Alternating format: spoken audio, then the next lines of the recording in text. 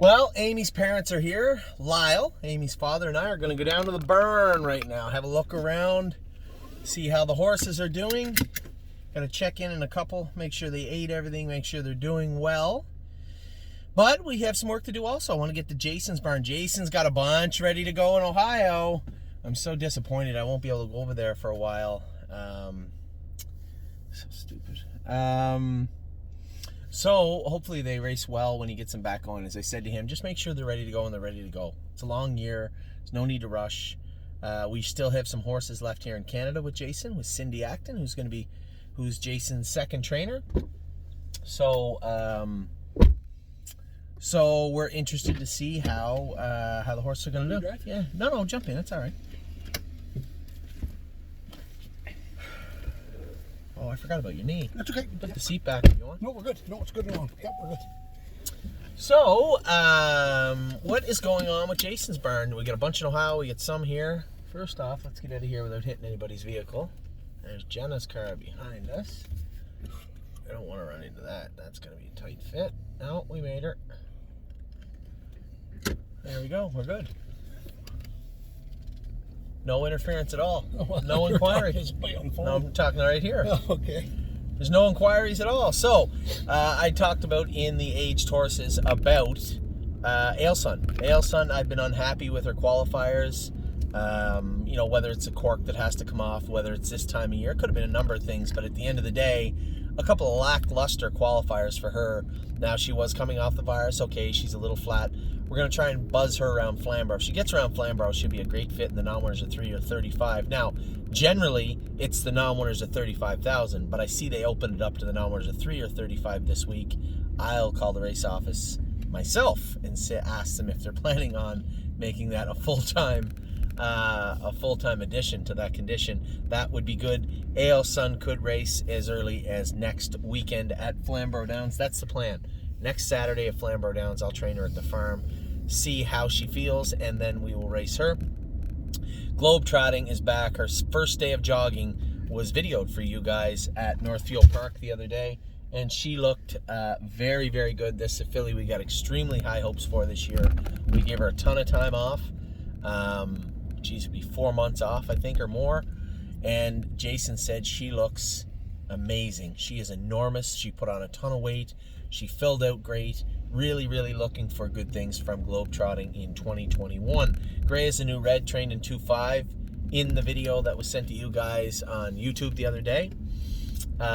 Jason was happy with Well and Down, was happy with Gray is a new red, and very happy with GW Chrome. All three of those horses will be qualifying this week in Cleveland, Ohio.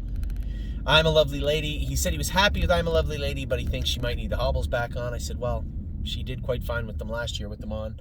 There's no reason not to put them back on her. She is going to qualify probably 2 weeks. I hope he doesn't qualify her next week. I'd like to see her school or train once with the hobbles on before we get...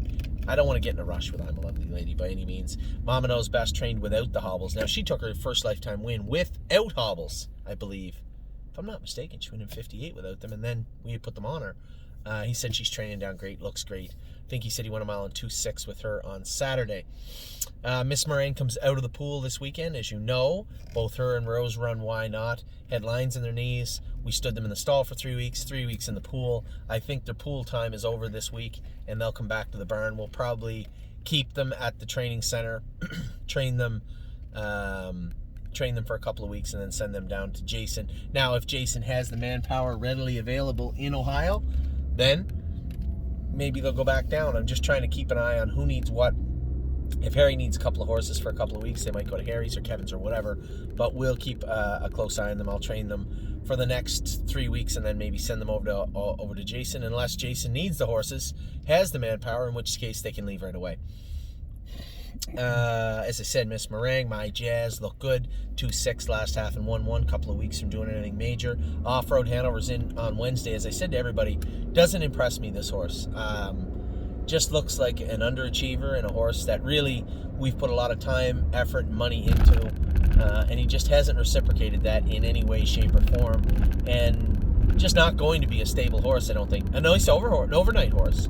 Not that he's not going to make a nice trotter, but when we have certain expectations coming in and they're not met, obviously I have a little, a little bit of a diminished love for Off-Road Hanover that he may find in another burn. What we need him to be, he's not going to be, or want him to be.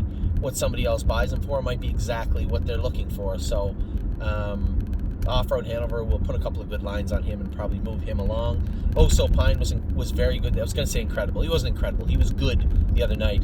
Coming off 2-week layoff, short. He was a little bit short. Just got picked off the wire at 56. I think this is a horse that can do the mid-condition levels at Mohawk, maybe even all summer. I think he's got a lot to offer. And we just have to keep an eye on his liver count. I don't know why his liver count jumps. When it does, he can't function. So it's just a matter of making sure we have him on. There's a natural product called Liver Flush, and then lots of electrolytes also to help flush his system out. For whatever reason, he's not the only horse, and this isn't the only burn that this happens to, but now that we know that it is a reoccurring issue, it's something we need to stay on top of. Oso Pine, good last week. I think he'll be even better this week, back on 7 days' notice. Path of Totality is in Ohio with Jason. Another filly. I'm not going to say another filly like Globetrotting. I mean, she's not as good as Globetrotting, but a filly that I have high expectations for in 2021 nevertheless. Could she get to that point? Who knows? I don't know. I know she can trot 54, 55. I know for sure she can. So I'm expecting big things from her in 2021 also. Perfect record. A lot like Off-Road Hanover. I guess middle of the road, probably qualify him, race him, get a few good lines on him, and then see what he's worth on the open market. That's likely what we'll do with him. Rooney Blue Chip, very similar. He's in to go Wednesday. I'd like to see a couple of good lines on him, and then we'll look at maybe moving him again. This has been an ongoing potential sale for a long time, and we'll see if we can get that done over the next month or so. Rose Run, why not? As I said, her and Miss Moran come out of the pool this week, go back into jogging and training. We'll see how they are. I believe it's, when I say this week, I don't mean tomorrow, I mean a week, next week, right? Next weekend, I believe, will be their 3 weeks. But I'll have to double check on that. Tanzanite Tricks raced great in her first start. Little lackluster, made a break in her second start, but still just got beat at the wire, finished third, and then was sixth the other day at Mohawk. First start back on the big track, trotted 2 minutes in a windstorm. Thought she raced good. Raced good. Give her a couple of starts at Mohawk. I think you'll see she could be poised to hit the winner's circle there. It wouldn't shock me at all if she did it this week or next week. That's my girls. Probably got about 5 weeks of straight training in front of her. I trained her on Saturday. We'll start putting the hobbles back on her maybe on Wednesday. Start buttoning down on her. She looks good. I'm happy with what I see from her, but she is some time from racing just yet. Twinbee Habanero, as I said, one of the horses on the right line a little more than I'd like to see. Seems a little stiffer in his knees. There's nothing wrong with that. He's a big colt. It's not really that shocking that a big colt training on a half-mile track in the winter, frozen track with corks on, might be a little stiff in his knees. Maturity being what it is, he'll get over it. It's just a matter of when, how we go about doing that. Do we give him 3 weeks in the pool? Do we just jog him for a couple of weeks? He didn't miss the time the other horses did, so that may play a major role moving forward. Just got to take our time and make sure he's comfortable when we start really pushing on the accelerator. And then last, certainly not least, is Welland Down. Trained in 2.5 the other day. She'll be ready to go in a couple of weeks. In Ohio. Jason likes what he sees, said he wanted to change her equipment a little bit, wanted to change her shoeing a little bit. Certainly no problem with that. We'll see what happens with Welland Down moving forward after this week. So that's Jason's barn. It's gone international. He's in both Canada and the U.S. He will have a number of horses racing over the next month. Just eager to get things back going in Ohio, and then hopefully 84 more days till qualifying time in Ontario. So my calendar's been marked. I'm counting down each and every day, especially given the fact that I'm stuck here, knowing that if I try to get back into Canada from the US, I have to quarantine.